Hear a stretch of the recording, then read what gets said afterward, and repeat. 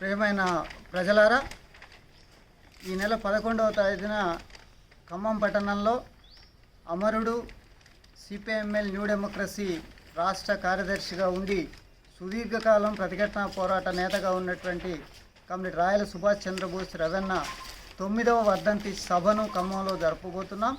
CPML new democracy ఆధ్వర్యంలో జరిగే ఈ బహిరంగ సభకు పార్టీ కేంద్ర కమిటీ సభ్యులు కామ్రేడ్ పి ప్రసాద్, ఎస్సీతో సహా అనేక మంది రాష్ట్ర జిల్లా నాయకులు ఈ సభకు హాజరవుతున్నారు. వేలాది మందితో జరిగే ఈ బహిరంగ సభకు ప్రజలు అధిక సంఖ్యలో హాజరై జయప్రదం చేయాల్సిందిగా విజ్ఞప్తి చేస్తున్నాం. దేశంలో ఈనాడు పెరుగుతున్నటువంటి మతోన్మాద ఫాసిస్టు ప్రమాదానికి వ్యతిరేకంగా ప్రజా పోరాటాలు నిర్మించాల్సినటువంటి ఆవశ్యకత, బలమైనటువంటి కమ్యూనిస్టు ఉద్యమ నిర్మాణాల ఆవశ్యకత ఈనాడు మన ముందు ఎంతైనా ఉంది.